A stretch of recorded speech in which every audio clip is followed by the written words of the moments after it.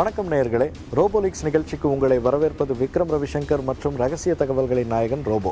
அடுத்த அரை மணி நேரமும் நமக்காக நிறைய ரகசிய தகவல்கள் தயாராக இருக்குது. அதெல்லாம் நம்ம ரோபோ கிட்ட ஒன்று ஒன்றா பேச தான் தெரிய வரும். அதனால் உடனடியாக நிகழ்ச்சிக்குள் செல்லலாம். வணக்கம் ரோபோ. வணக்கம் விக்ரம். நேரடியாக சப்ஜெக்ட்டுக்கு போகலாமா? உடனடியாக நிகழ்ச்சிக்கு போகலாம்னு சொல்லிட்ட, அப்போது நேரடியாக சப்ஜெக்ட்டுக்கு போகிறது தானே சரி? ஓகே, அப்போது நீயே ஸ்டார்ட் பண்ணிவிடு. எங்களுக்காக காத்திருக்கிற முதல் தகவல் என்ன? கோழிப்பண்ணை மாவட்டத்தில் மாதொருபாகனால புகழ்பெற்ற ஊரில் வட்டார போக்குவரத்து அலுவலகம் ஆர்டிஓ இல்லாமல் செயல்பட்டுக்கிட்டு இருக்கு. அதுவும் 2 வருஷமா. இத்தனைக்கும் சுற்று வட்டாரத்திலேயே அதிகமாக கல்லா கட்டுற அலுவலகம் அதுதான்னு பேசிக்கிறாங்க. என்ன ரோபோ சொல்கிற? வருமானம் அதிகமாக இருக்கிற இடம்னா போட்டி அதிகமாக இருக்குமே. ஏன் 2 வருஷமாக அதிகாரி நியமிக்கப்படலைன்னு விசாரிச்சியா? அதை விசாரிக்கும் போது தான் பல அதிர்ச்சி தகவல்கள் நமக்கு தெரிய வந்திருக்கு. அதிகாரி நியமனத்தை அதிகாரிகளே தடுக்கிறாங்கிறது தான் அதில் முக்கியமானது. அப்படி போடு, செம்ம இன்ட்ரெஸ்டிங்காக இருக்கும் போல. கொஞ்சம் டீட்டெயிலாகவே சொல்லு ரோபோ.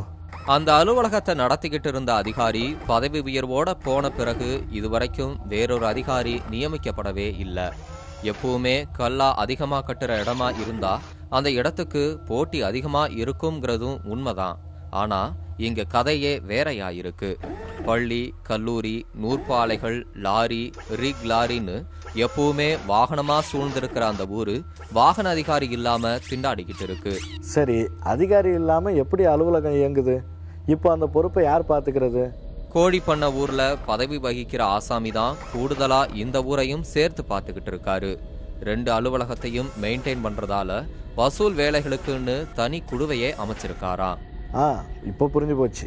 மாதொருபாகனோட ஊருக்கு புதிய அதிகாரி வந்தா எங்க தனக்கு வசூல் கட்டாயிடுமோன்னு அவர் நினைக்கிறாரு. கரெக்டா? சரியா சொன்ன விக்ரம். புதிய அதிகாரி அந்த இடத்துக்கு வந்துடக்கூடாதுன்னு நினைக்கிறது மட்டும் இல்ல, அதை தடுக்க என்னென்ன முயற்சி செய்யணுமோ அவ்வளவும் கரெக்டா செஞ்சுக்கிட்டு இருக்காராம். இதனால அந்த ஊர் மக்கள் தான் படாத பாடு பட்டுக்கிட்டு இருக்காங்க. மக்கள் ஏன் படாத பாடு படணும்? கூடுதல் பொறுப்பை தான் அவர் கவனிச்சுக்கிறாருல்ல, இதனால அவங்களுக்கு என்ன விக்ரம் இப்படி பொறுப்பு இல்லாம பேசுற? புதிய வாகனங்களுக்கு பதிவு எண் அனுமதி, வாகன உரிமையாளர் பெயர் மாற்றம், ஆண்டு தணிக்கை, வாகன தணிக்கைன்னு எத்தனையோ பணிகள் இருக்கு. அந்த ஊருக்குன்னு தனி ஒரு அதிகாரி இல்லாததால அதெல்லாம் தாமதமாக தான் நடந்துகிட்டு இருக்கு. தினசரி அலுவலகத்துக்கு வரும் பொதுமக்கள் வந்து திரும்பி போயிட்டு தான் இருக்காங்க. ஆமா, மக்களை இப்படி அலைக்கழிச்சாதானே வெறுப்பாகி வேலை முடிஞ்சா சரின்னு எவ்வளவு கேட்டாலும் கொடுப்பாங்க. அதேதான் விக்ரம். இந்த இடத்துல தான் கோழிப்பண்ணை ஊர் அதிகாரியால நியமிக்கப்பட்ட வசூல் குழு தன்னோட வேலையை சிறப்பா செய்ய ஆரம்பிக்குது. என்ன செய்யறாங்க? அந்த மாதிரி தினசரி வந்து போற பொதுமக்களை அணுகிற வசூல் ஏஜென்ட்டுகள் அவங்க கிட்ட கணிசமான தொகையை கறந்துட்டு அவங்க கொண்டு வந்த ஆவணங்களை அந்த ஊர்ல இருந்து கோழிப்பண்ணை ஊருக்கு கொண்டு போய் அந்த அதிகாரி கிட்ட கையெழுத்து வாங்கி காரியத்தை முடிச்சு கொடுக்குறாங்களாம். ஓ, அவர் அங்க இருந்துகிட்டே தன்னோட கூடுதல் பொறுப்புகளை கவனிக்கிறாரா? சபாசு. வாகனத்தை நேர்ல பார்த்து தான் சான்று தரணுங்கிறது தான் விதி. ஆனா இங்க அப்படி நடக்கிறதே இல்லை. சம்பந்தமே இல்லாம வேற ஊர்ல இருந்துகிட்டு இந்த ஊர் வண்டிகளுக்கு சான்று கொடுத்துக்கிட்டு இருக்காரு. இந்தியன் படத்துல வர மாதிரி நடக்காம இருந்தா சரி. அப்படியே முடிச்சிட முடியாது விக்ரம். அதிகாரி இல்லாத அந்த அலுவலகத்துல இன்னும் சில சிக்கல்கள் இருக்கு. அதெல்லாம் என்ன? அதிகாரி இல்லாத ஊர்ல இருக்கிற அலுவலக ஊழியர்கள் பெரும்பாலானவங்க கூடுதல் பொறுப்பை கவனிக்கிற அதிகாரியோட சமூகத்தை சேர்ந்தவங்களாம். 15 அலுவலர்கள் இருக்கக்கூடிய அலுவலகத்துல 13 பேர் அந்த அதிகாரியோட சமூகத்தை சேர்ந்தவங்கிறதால அவருக்கு ஆதரவா நடந்துக்கிறது மட்டும் இல்லாம ஆதிக்கம் அதிகமா இருக்கிறதாவும் சொல்லப்படுது. இதனால மற்ற அலுவலர்கள் நிறைய இடையூறுகளை சந்திக்கிறதாவும் வசூல் வேட்டை அதிகமா நடக்கிறதாவும் பொதுமக்கள் புலம்பிக்கிட்டு இருக்காங்க. சரி, கூடிய சீக்கிரம் புதிய அதிகாரி நியமிக்கப்படுவார்னு எதிர்பார்ப்போம். அடுத்த மேட்ரு, 2 அமைச்சர்களுக்கு மத்தியில மாட்டிக்கிட்டு முடிக்கிற அலுவலர்கள் கதை தான் அடுத்து. நீ கதைன்னு சொல்லும் போதே இழுக்க போறேன்னு தெரியுது. தயவு செஞ்சு சுருக்கமா சொல்லிடு. டோன்ட் வரி விக்ரம், இது குட்டி கதை தான், சீக்கிரமே முடிச்சிடுறேன். கோவில் மாநகரத்துல தீ விபத்து நடந்த இடத்த பார்வையிட 2 அமைச்சர்கள் வந்திருக்காங்க. அவங்க சாதாரணமா ஒத்துமையா தான் இருக்காங்க. ஆதரவாளர்கள்ன்ற பேர்ல கூட இருக்கிறவங்க அட்டகாசம் தான் அதிகமாயிருக்கு. அப்படி என்ன பண்ணாங்க கூட இருந்தவங்க? செல்லூர்காரர் வந்து 15 நிமிஷம் கழிச்சு தான் உதயமானவர் வந்தாரு. அவங்களுக்குள்ள அதை ஒரு பெரிய விஷயமா எடுத்துக்கிட்ட மாதிரி தெரியல. ஆனா கூட இருக்கிற ஆதரவாளர்கள் அந்த அமைச்சருக்கு மட்டும் முன்னாடியே தகவல் சொல்லிட்டு எங்களுக்கு ஏன் லேட்டா சொன்னீங்கன்னு செய்தித்துறை அலுவலர்கள் கிட்ட கோவத்தை வெளிப்படுத்தியிருக்காங்க. இதுல என்ன இருக்கு? தகவலே சொல்லாம விட்டா கூட தப்புன்னு சொல்லலாம். சரி, அதுக்கு அந்த செய்தித்துறை அலுவலர்கள் ரியாக்ஷன் என்ன?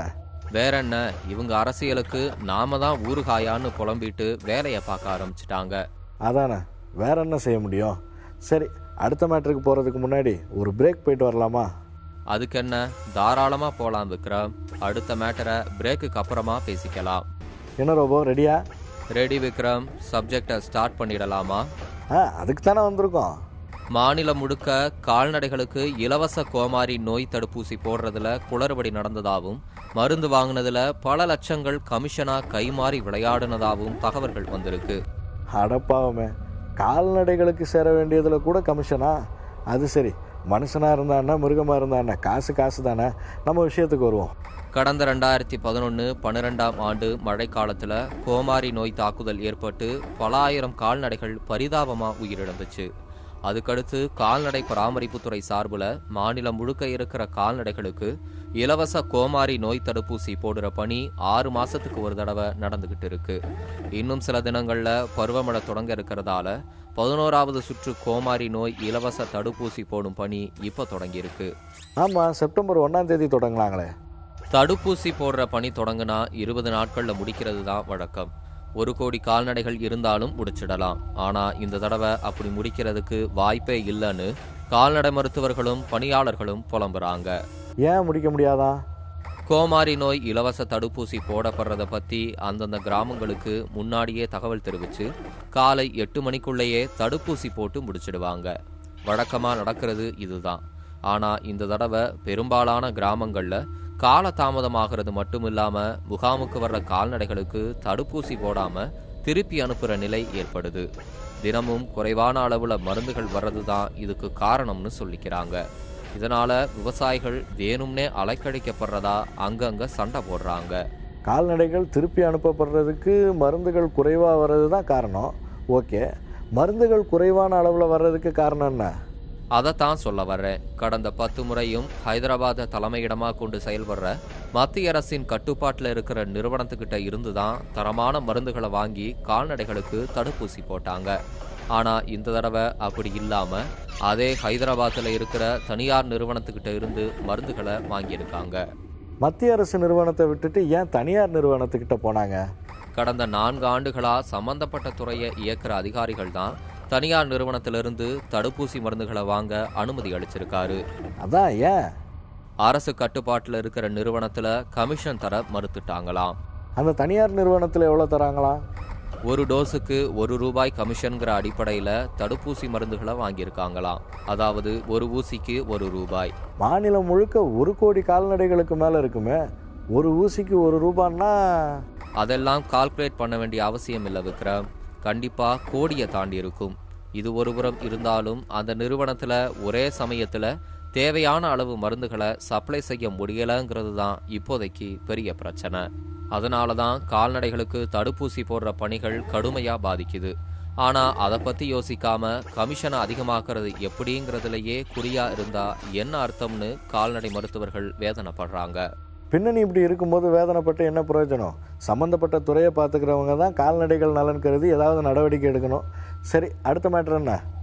ஆசிரியை ஒருத்தர் தெரியாமல் செஞ்ச தப்பு அவங்க மேலே வழக்கு போடுற அளவுக்கு பெருசாயிடுச்சு. பெரிய இடத்து விவகாரம் தான் காரணம்னு சொல்லப்படுது. இப்படி திடீர்னு மொட்டையாக ஆரம்பித்தா என்ன அர்த்தம்? எந்த ஊரில் நடந்த சம்பவம், பெரிய இடம்னா எவ்வளோ பெருசு? I want more details. விளக்கமாக சொல்லாமலா போக போகிறேன். அடுத்த மேட்டர் என்னன்னு கேட்டதுனால சுருக்கமாக சொன்னேன். சரி, இப்போ விளக்கமாக சொல்லு. கோவில் நகர மாநகராட்சி ஆணையரோட 4 வயசு பையன் ஒரு தனியார் பள்ளியில் படிக்கிறான். சில தினங்களுக்கு முன்னாடி ஆசிரியை ஒருத்தர் வகுப்பறை கதவை மூடும்போது அந்த சிறுவனின் கைவிரல் சிக்கி லேசான காயம் ஏற்பட்டுருச்சு. அவ்வளோதான், அந்த ஸ்கூலே கலைபுரமாக இருக்குமே. ஆமாம் விக்ரம், மாநகராட்சியில் பணிபுரிகிற உயரதிகாரிகள் அத்தனை பேரும் வந்துட்டாங்க. எல்லாரும் வந்ததை பார்த்து பள்ளி நிர்வாகமே பயத்தில் உறைஞ்சு போச்சு. பின்ன திடீர்னு அத்தனை பேர் வந்தால் பயம் வராதா? அப்புறம் என்னாச்சு? தெரியாமல் நடந்த தவறுன்னு எவ்வளவோ எடுத்து சொல்லியும் அதிகாரிகளுடைய வற்புறுத்தலால் அந்த ஆசிரியை மேலே வழக்கு பதிவு செய்யப்பட்டிருக்கு. அடப்பாவமே, வேணும்னே அந்த மாதிரி செய்கிற ஆசிரியராக இருந்தால் கூட 4 வயசு பையனும் போது செய்ய மாட்டாங்களே. அதுவும் இவ்வளவு பெரிய அதிகாரியோட மகன்னு தெரிஞ்சால் சாத்தியமே இல்லையே.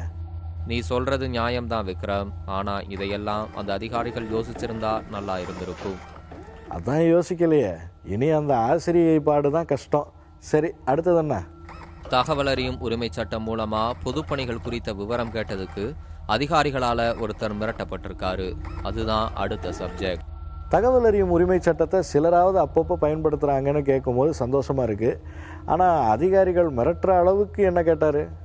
நெல்லை மாவட்டம் தேவர்குளம் ஊராட்சியில் கடந்த 2012ஆம் ஆண்டுல இருந்து 2016 வரைக்கும் சாலை, பாலம் உள்ளிட்ட அடிப்படை பணிகள், அதுக்கான செலவுகள் பற்றிய விவரங்களையும் கேட்டிருக்காரு. அந்த காப்பி கூட நம்ம கிட்ட இருக்கு.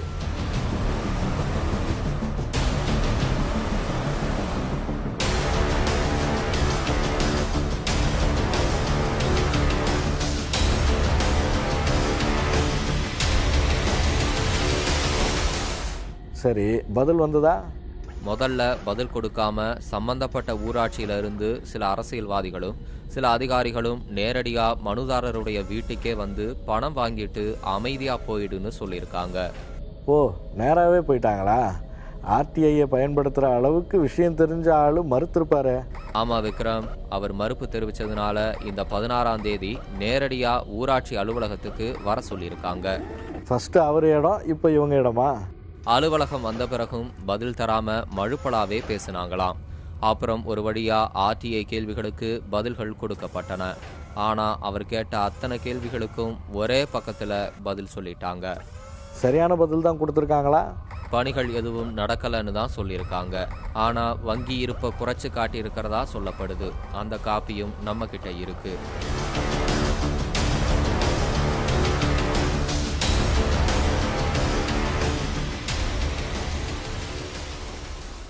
Super robo. நிஜமாவே நம்ம உரிமைக்கு வலு சேர்க்கிற முக்கியமான விஷயம் இந்த தகவல் அறியும் உரிமை சட்டம் தான். அதை எல்லாருமே முடிஞ்ச வரைக்கும் முறையாக பயன்படுத்தினா நல்லாயிருக்கும். ரோபோ, லாஸ்ட் செக்மெண்ட்டுக்கு வந்துட்டோம். அதுக்கு என்ன செய்ய சொல்ற விக்ரம்? இல்லை, இன்னும் காக்கிகளை பற்றி எதுவுமே சொல்லலையே. நீ அங்கே தான் வருவேன்னு தெரியும் விக்ரம். தகவல் இருக்கு, டோன்ட் வரி. அப்புறம் எதுக்கு வெயிட் பண்ணுற? ஸ்டார்ட் பண்ணு. நகை பறிப்பு, வழிப்பறி, வீடு புகுந்து கொள்ளன்னு நிறைய குற்றங்கள் தலைநகரத்தில் தொடர்ந்து நடந்துக்கிட்டு இருக்கு. சம்பந்தப்பட்ட குற்றவாளிகள் பலர் கைதாகாம ஃப்ரீயா சுத்துறது தான் காரணம்னு பேசிக்கிறாங்க. யார் பேசிக்கிறாங்க? எனக்கு என்னமோ நீயா சொல்கிற மாதிரி தெரியுது. எனக்கு வந்த தகவல்களை தான் நான் சொல்கிறேன். குறுக்க பேசாமல் கேளு விக்ரம். அது எப்படி? எனக்கு டவுட் வருதே. சரி, என்ன டவுட்டு கேளு, கிளியர் பண்ணுறேன். அப்பப்போ குற்றவாளிகள் கைதாகிட்டு தானே இருக்காங்க. தொடர்ந்து செய்திகள் வந்துக்கிட்டு தானே இருக்கு. ஒரு சில குற்றவாளிகள் கைது செய்யப்படுறது உண்மைதான். ஆனால் அந்த மாதிரி குற்றவாளிகள் பிடிபடும்போது அவங்க மேலேயே இன்னும் சில வழக்குகளை போட்டு கேஸை மூடுற வேலைகள் அதிகமாக நடக்குதுன்னு சில நேர்மையான காக்கிகளே சொல்கிறாங்க. இது ரொம்ப காலமாக சொல்லப்படுற குற்றச்சாட்டு தானே. முன்னெல்லாம் அந்தந்த பகுதியில் உள்ள வழக்குகளை தான் பிடிபடுறவங்க மேலே போட்டாங்க. இப்போ இன்னும் ஒருபடி மேலே போய் அக்கம் பக்கத்தில் இருக்கிற காக்கிகளும் அவங்கவுங்க பகுதியில் நடந்த குற்ற சம்பவங்களை பக்கத்து ஸ்டேஷனில் சிக்கின குற்றவாளி மேலேயே போட்டு கதையை முடிக்கிறாங்களாம். இது புதுசால இருக்கு. மேலே சொல்லு. குற்றங்களை குறைவாக கணக்கு காமிக்கிறதுக்காக சில காக்கி அதிகாரிகள் செய்கிற வேலை பொதுமக்களை ரொம்பவே பாதிப்படைய செய்யுது. அப்படி என்ன செய்கிறாங்க? பாதிக்கப்பட்டவங்க புகார் கொடுக்க வரும்போது ஓரளவுக்கு சின்ன மேட்டரா இருந்தா புகாரை வாங்காம திருப்பி அனுப்ப முயற்சி பண்றாங்களாம். அப்படியே பெரிய மேட்டரா இருந்தா அதை சின்னதாக்க முயற்சி பண்றாங்களாம். அது எப்படி? உதாரணத்துக்கு சொல்லணும்னா, ஒரு வீட்டுல 35 சவரன் தங்க நகை கொள்ளை போகுதுன்னு வச்சுக்க. புகார் கொடுக்க வர்றவங்க கிட்ட 20 சவரன்னு குறைச்சு குறிப்பிட்டாதான் புகார் வாங்குவோம்னு சொல்றாங்களாம். புகார் வாங்குறதுன்னு முடிவு பண்ணிட்டா எதுக்கு அந்த மாதிரி குறைக்கணும்? புகார் கொடுக்குற உனக்கு அது ஒன்று தான் பிரச்சனை. ஆனால் காக்கிகளுக்கு அது 1000ல் 1. இன்னும் விளக்கமாக சொல்லணும்னா, மொத்தமாக அந்த பகுதியில் எத்தனை சவரன் தங்க நகை காணாமல் போச்சுன்னு மேலதிகாரிகளுக்கு அவங்க கணக்கு காமிக்கணும். அப்படி கொடுக்குற கணக்கில் அளவு ஜாஸ்தியாக இருந்தால் செம டோஸ் வாங்க வேண்டியிருக்கும். ஓ, அதான் குறைச்சி போடுறாங்களா? புரியுது புரியுது. ஆனால் இப்படியே எல்லாருக்கிட்டையும் சொன்னால் என்ன அர்த்தம்? இப்போ கொஞ்ச காலமாக இப்படித்தான் நடக்குது விக்ரம். தலைநகரத்தில் ஒரு பஜார் ஏரியாவில் 4 இருசக்கர வாகனங்கள் காணாமல் போனதா ஒருத்தர் கொடுத்த புகாருக்கு சிஎஸ்ஆர் கூட கொடுக்கலையாம். கேட்டால் அப்பப்போ நிறைய வண்டிங்க காணாமல் தான் போகுது, அதுக்கு என்ன பண்ண முடியும்னு அலட்சியமாக பதில் சொல்கிறாங்களாம். குற்றங்களை குறைக்கிறது அவங்க கடமை தான். ஆனால் அதை இப்படி குறைக்கக்கூடாதுல்ல. இதெல்லாம் எங்கே போய் முடியுமோ தெரில. சரி, அடுத்த மேட்ரு. குற்றங்களை குறைக்க தலைநகர காக்கிகள் ஃபாலோ பண்ணுற டெக்னிக் தான் இது. இன்னும் சில இடங்கள்ல வேற டெக்னிக்கா ஃபாலோ பண்றாங்க. அது எங்க என்ன டெக்னிக்கு? பூட்டுக்கு பெயர் பெற்ற மாவட்டத்துல பெரும்பாலான பகுதிகளில் திருட்டு, கஞ்சா விற்பனை, விபச்சாரம்னு சட்டவிரோத செயல்கள் சமீப காலமா ஜோரா நடந்துகிட்டு இருக்கு. ஆனா அதெல்லாம் மீடியாவுக்கு தெரிஞ்சாதான வெளிச்சத்துக்கு வரும். அதனால மீடியாவுக்கு சொல்றதே இல்லையா? தொலைக்காட்சிகள்லையும் பத்திரிகைகள்லையும் செய்திகள் வருதுன்னு கோபப்பட்ட கண்காணிக்கிற அதிகாரி எல்லா காக்கிகளையும் கூப்பிட்டு செய்தியாளர்கள் கிட்ட பேசவே கூடாதுன்னு உத்தரவு போட்டிருக்காராம்.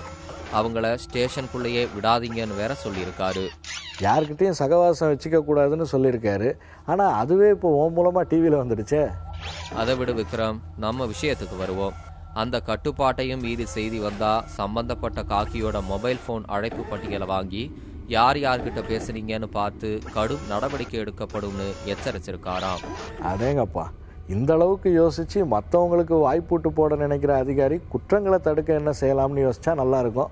ஓகே, நம்ம கிளம்பலாமா? கிளம்பலாம் விக்ரம். இன்னும் நிறைய சுவாரஸ்யமான தகவல்களோட அடுத்த நிகழ்ச்சியில சந்திக்கலாம். Super robo. நேயர்களே, நம்ம நிகழ்ச்சி பற்றிய உங்கள் கருத்துக்களை robo@newgenmedia.in மின்னஞ்சல் முகவரிக்கு எழுதி அனுப்புங்க. மற்றொரு ரோபோலிக்ஸ் நிகழ்ச்சியில் சந்திக்கலாம். நன்றி.